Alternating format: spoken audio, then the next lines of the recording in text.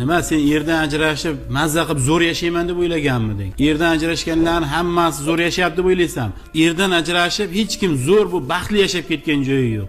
Ering topganiga sabr qilib, qanoat qilib yashasang bo'lardi-yu. Qani menga aytchi, qaysi ayol ajrashib zo'r yashayotgan ekan? To'g'ri yashar, 1 yil yashar, 2 yil yashar, baribir qarigandan keyin er kerak bo'ladi. Sen internetda ersiz men baxtliman, zo'r yashayapman deganlarga ishondingmi? Hammasini hayoti yolg'on bu internetdagilar. Mana o'zing ham ko'rib turibsan. Boshingdan o'tdi shu kunlar. Erdan ajrashgan ayolga hamma yaxshi gapiradi, yaxshi e'tibor beradi deb o'ylaysanmi? Hammasining maqsadi sendan bir marta foydalanguncha, foydalangandan keyin o'z-o'zidan kerak bo'lmaysan sen. Sen o'zingni arzon sotding. Qolaversa qadringni bilmading. Sen nafaqat bu dunyoyingni, oxiratingni ham so'roq ostiga qo'yib qo'yding. Bitta odamning umrini ham o'g'ol qilding. Bu bola ham senga ishonib, yaxshi niyatlarda uylangan edi. Ozgina sabr qilsang, shu bolaga ham Xudo berardi yaxshi narsalarni. Dinimizda ham eng yomon narsa bilasanmi? Bitta oilaning buzilishi. Sen o'sha oilani o'zing buzding. Bilaman tog'a, o'zim ahmoqlik qilib qo'ydim. Guldek oilamni o'zim barbod qildim.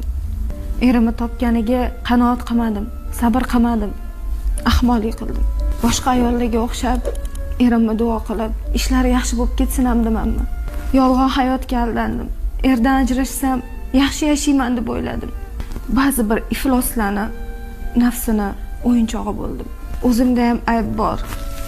O'zim ham nafsimni tiya olmadim. Qilgan ishimdan o'zim juda ham qattiq pushaymondaman. Oilamni qadriga yetyapman tog'a. Menga yordam bering. Men shunaqa og'ir ahvoldaman. Bo'ldi. Men hammasini tushundim. Ayol kishi ersiz yashash kerak emas ekan. Boshim tosh ketaydi. Hammasini tushundim. Erkakli uy fayzli, barokatli bo'ladi deb bekorga yetishmagan ekan. Xatoyini kech tushundingda, jiyan. Mayli, o'tgan ish o'tdi endi. Davay narsalaringni yig'ishtir, bugundan biz bilan yashaysan. Kvartira kim bilan oldi berdi bo'lsa o'zim yopaman. Lekin unutma jiyan, ayol kishi ersiz yurmasligi kerak.